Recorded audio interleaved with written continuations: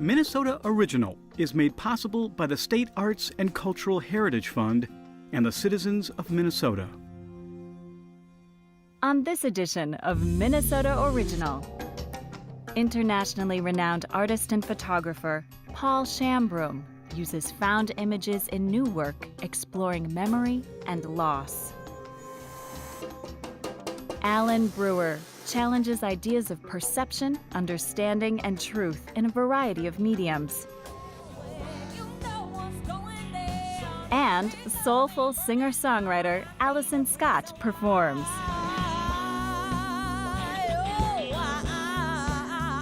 These artists and more, now on Minnesota Original.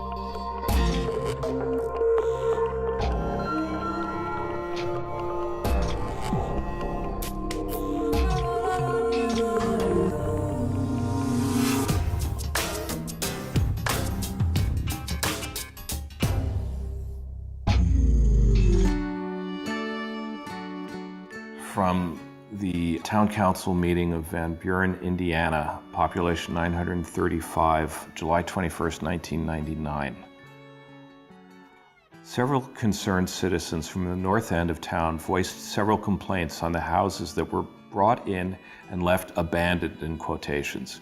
Weeds have grown up and the houses are in great need of repair. They want the owner, Mike Helms, to get the houses fixed up or get them out of there. Mr. Helms was also in attendance and stated that if he lived there, he would be mad also. They're just, it's like found poetry. I started photographing meetings because I was interested in some kind of physical manifestation of the exercise of power.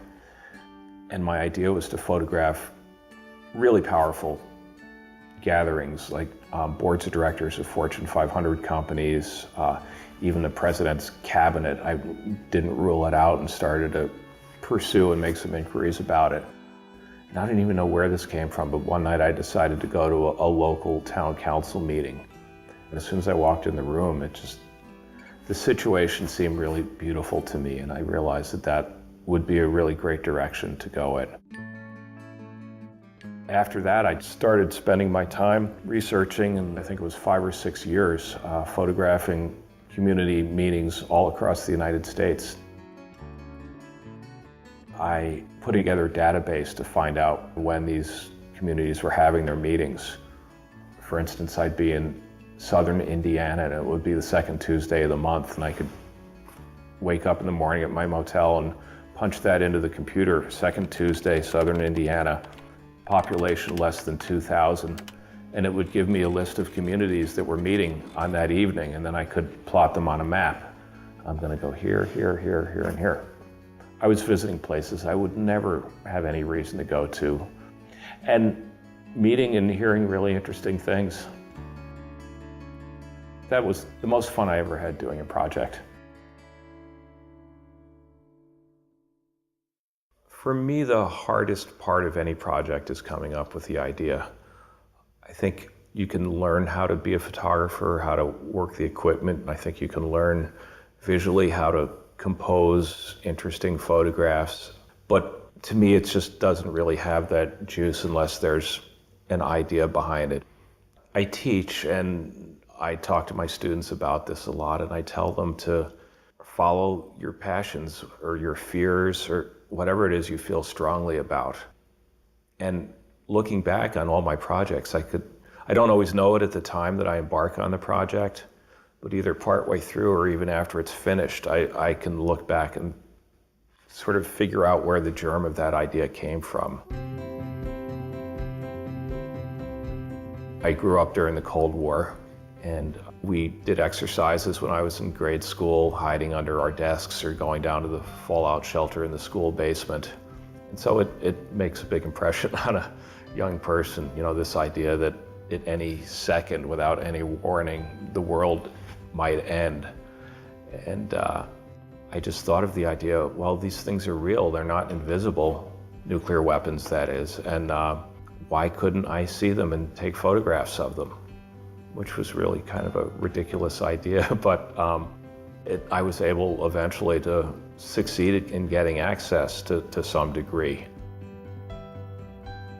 So for me, it was like going to see the boogeyman, you know, something that really played a major part of my psychological makeup. And I think really a lot of people of my generation.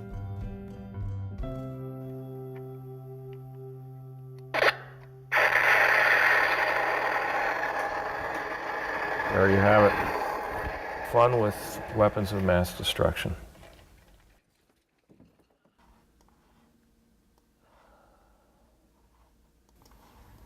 For many years, I've been collecting photographs from lost pet posters. Initially, I was walking around with a little point-and-shoot camera in my pocket, and whenever I saw one of those posters, I would photograph just very close in on just the photograph of the pet. And at first, I just found them amusing and also kind of beautiful. You know, they're up on phone poles for months and months, and they start to get very tattered, and to me, that makes them more interesting. I guess I was interested in the implied pathos of these photographs of lost pets. This guy looks so sad. You can't see his eyes. 3 years ago, my interest in it sort of changed. I had a family member who suffered an injury, and I became familiar with the concept of ambiguous loss. The idea that a person or a pet could be physically absent but still psychologically present in some way. And that kind of caused me to look again at the photographs that I had taken of the photographs of the lost pets. And they kind of took on a richer meaning for me. This photograph to me is a really wonderful example because the basic image itself is very interesting. It's a very soulful and sad picture of this dog.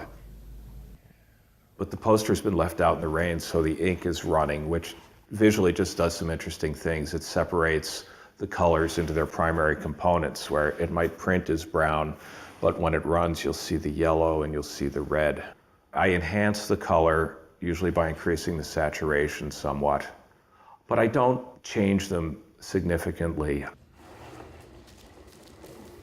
I'm still experimenting with them, and I'm printing them very large on canvas, so I really do think of them as functioning as paintings in a certain way. It's a really radical shift in direction for me as an artist and a photographer.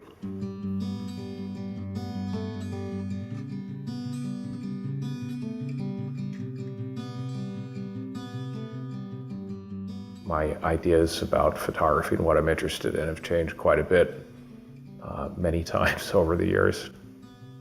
This new work, in a way, I don't know if it's risky or not, but it certainly is not in a lineage that anyone who knows my previous work would look at this and say, oh, that's by Paul. But I'm okay with that. I think it's true of any artist, you know, if you allow your work to speak somehow to what's inside you. Even though my work up till now has primarily been dealing with external issues in the world, with political or social issues, I make it for a reason, that I'm interested in those things or I'm curious about those things. You know, I guess I learn about myself in hindsight at these projects because those are the projects I choose.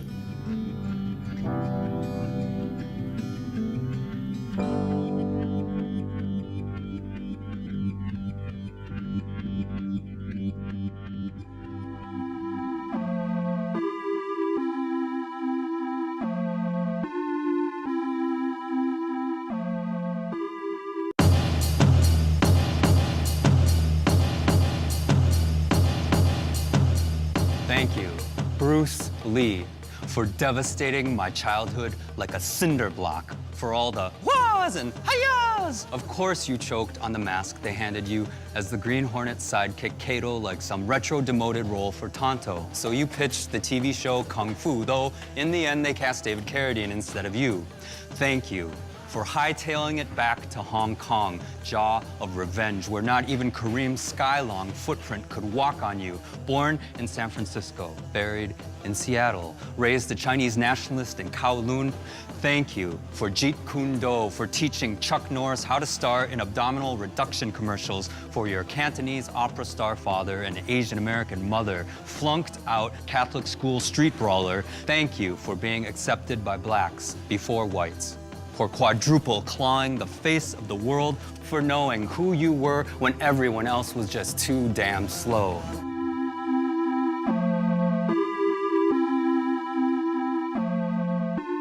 Adulterer to your American wife, race traitor to your Taiwanese lover, flesh sculpture of blurry art, contradiction, enigma, flawed heart of sandalwood. Thank you for hiding your quarter German ancestry to learn Wing Chun, fighting later to train Caucasians, but only certifying as instructors Asians, assassin, Pole, hero, 1,000 stereotypes smashed over the cranium. Thank you for not being Jackie Chan. Instead, sexy, short, and slight, yet cut as a Ginsu knife. For never taking your eye off the man as you bow, always attempting to edify before you have to kill him. Monk, health fanatic, pot smoker. Sometimes my father snuck soda and beer to go with our popcorn. Past midnight, we'd amble out, the only two extras to survive a forgotten war and Monday's playground. Thank you for broken English and a hustler's flow sung with limbs and a scream beyond any color or gender barrier. Charlatan, whenever they had the real you cornered. Boxing and cha-cha champion, style of no style. Teacher, waiter, philosopher, dragon, you lone mirror shard in a 1970s US balloon-obsessed crowd. Snapping, labyrinth of gestures, ironic, iconic, loud, flinch each time some dumb kid asked me if I was related to you. But most of all, Bruce, thank you for advancing on to that final island mist in the sky and taking as many of us as you could with you.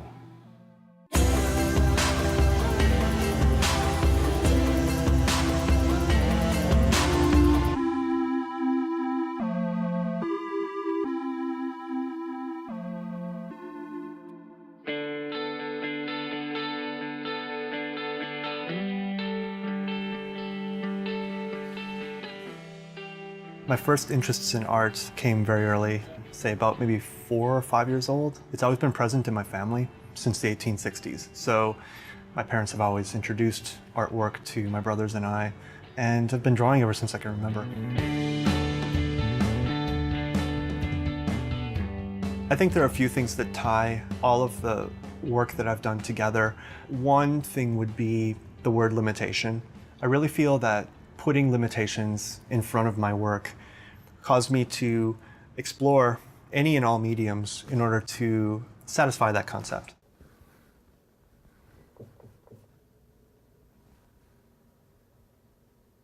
From when I was 10, 11, 12 years old, I was drawing primarily wildlife.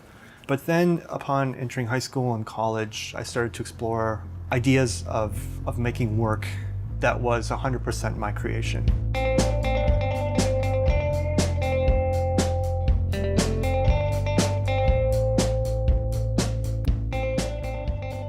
I think psychologically, I am attracted to things that have been cast off or found because I feel like I'm discovering something. And I've always had that since I was a toddler. And I've always been picking things up off the ground, sometimes eating them, sometimes pocketing them and collecting them. I have collections of all kinds of weird things.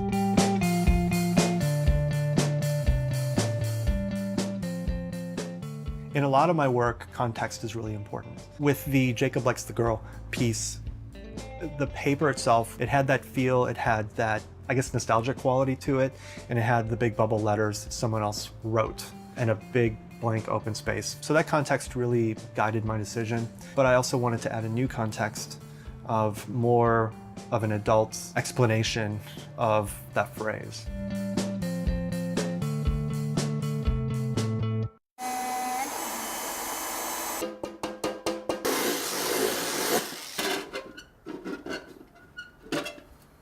My current project is called Verbatim.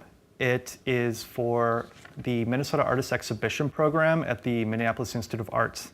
It's basically an experiment in collecting people's descriptions of artworks in the museum and interpreting them, not in my own lens, but rather through the words that that person uses.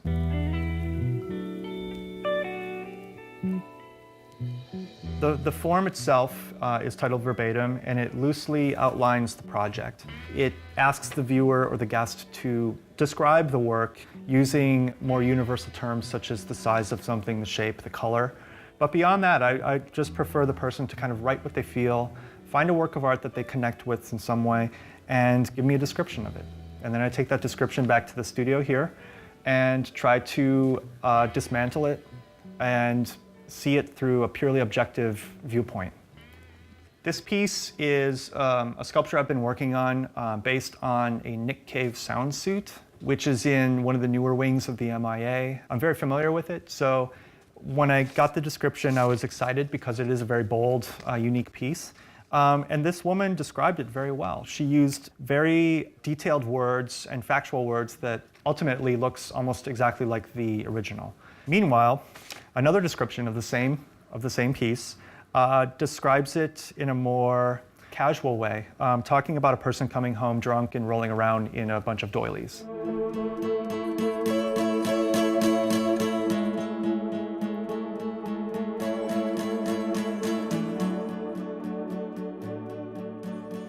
This is a depiction or description a woman sent in of Lucretia, Rembrandt's famous painting that the MIA owns. And I'm very, very familiar with the painting. It's beautiful, it's tragic. The woman who described this for me, she used the words, this painting has browns, tans, blacks, and white singular. So there's one white square. The next piece, she described a blood-soaked nightgown. So I went to my local Goodwill and I bought a woman's nightgown and I stretched it and I started fabricating blood and staining. And I have gotten other descriptions of Lucretia, the same painting, which are completely different from this one. So I will do iterations of this and they'll all be very different. And that's what is really exciting to me.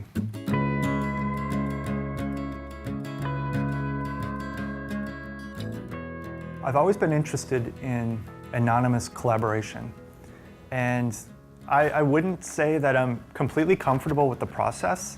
For the most part, I see it as trying to respond to text and language in a visual way that's being completely honest to the words. So this process is really opening me up to just things that I wouldn't normally think of. But I am thinking a lot more about my actions and what I'm doing and what the outcome could potentially be.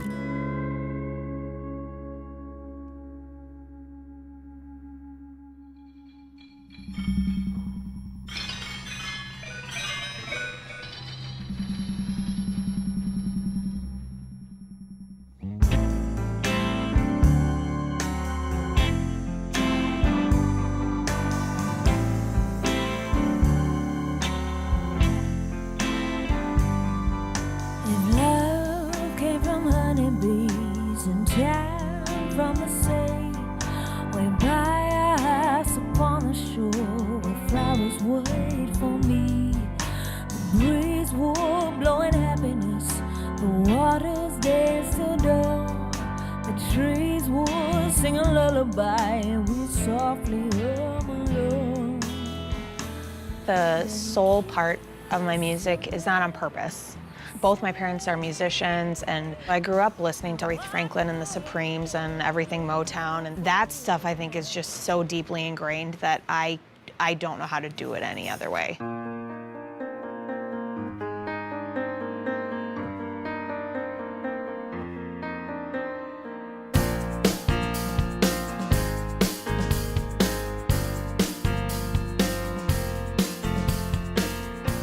I got into music when I was very little, but I don't really think I planned on doing it for a living until I was late high school. And then through a roundabout way, I ended up at McNally Smith College of Music in St. Paul and got a vocal performance degree. And then I won a songwriting contest right after graduating that introduced me to my partner, Kevin Bowe.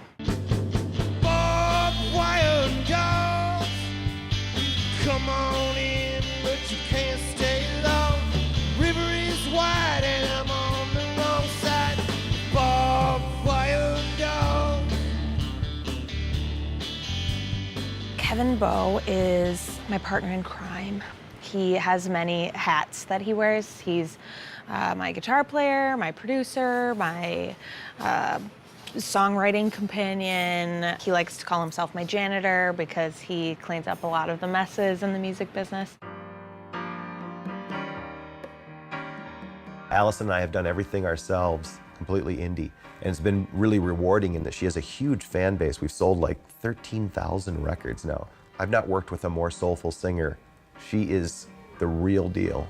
Kevin is an intimidating personality at first, partially just because of his achievements. I mean, he has 3 platinum records. He's has a plaque on his wall because he wrote on a Grammy-winning album for Etta James. He's the guy who brought Johnny Lang down from Fargo. So when I met him, he was judging this contest I entered, and I had just started songwriting. I really had no hopes of winning whatsoever, but it worked out that way. Saturated was the song that won the contest. That was really one of the first songs that I wrote that I ever shared with anybody. You saturated, looking for answers in the bottom of bottles that'll never be empty. I'm blaming yourself for problems that aren't even worthy of staying on your mind. You're saturated, wondering just what you dared to drive her away.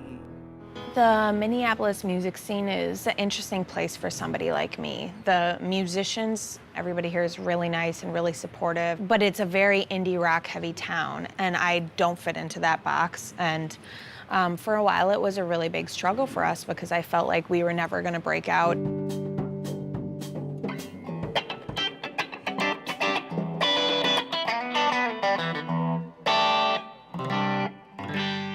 This is our last local gig in Minneapolis because I'm about to have a baby and we're gonna take a little bit of time off. I know, surprise! Oh my God, I thought maybe you were just, you know. The Dakota Jazz Club has been on board since very early in my career, and there's a lot of clubs that weren't willing to take a chance on somebody who was just getting started like I was. But they've had me in to open for national acts often.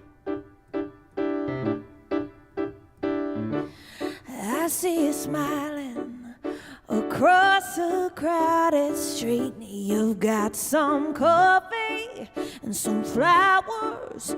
I hope they are for me. My band and I have been headlining on the weekends for years now. I think we sold out like 15 shows in a row. We did open for Bon Jovi at the XL. That was surreal. And opened for Boz Scaggs, and then opened for Chris Isaak at the Zoo. All kinds of great gigs. And she got a Legacy Arts grant that allows us to do theater shows all over the state. It's been an opportunity for us to go to 7 different cities in greater Minnesota, and it's, you know, been a really good opportunity for us to get support in other towns because they've been very open to us coming and very supportive of us being there. That's funny. This is my beautiful new purchase. I played 7 years worth of gigs with a different keyboard, and I finally just bought this. It's much prettier. I think I've been really spoiled because my first band was Kevin and Steve Price and Peter Anderson, and usually people really struggle and they play in multiple bands before they get something that sticks. And I've had the same guys in my band really since the beginning. I am working on my 5th record. I have 2 albums of original songs out and 2 albums of covers. And this next album that we'll put out is another originals record. Oh, I've got a little secret, but I am tempted not to keep it to myself. I swore I would never ever tell what my heart ain't doing so well, baby, believe it. All torn up inside, tortured by the wrong that seems so right. And you do all you can to try to stay away just like you should, but you can't deny you feel so good. So I can When I got started, I was very timid and shy, and I was not a natural born performer at all. And, 7 years later, after I've played 100 shows a year, I've kind of come into myself. I have a lot more confidence, and the boys tease me that this will be a woman's record, not a girl's record.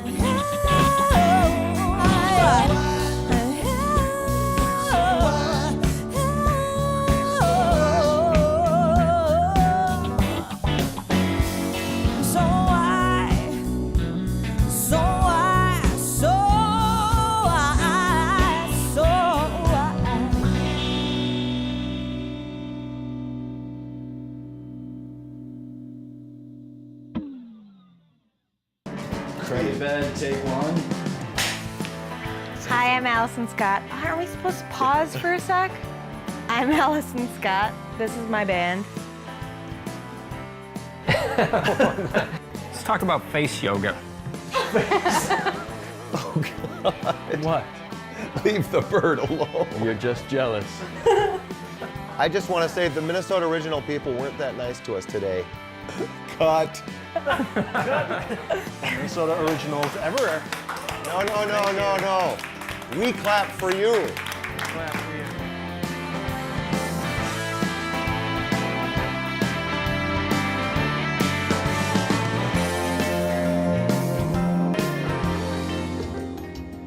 Minnesota Original is made possible by the State Arts and Cultural Heritage Fund and the citizens of Minnesota.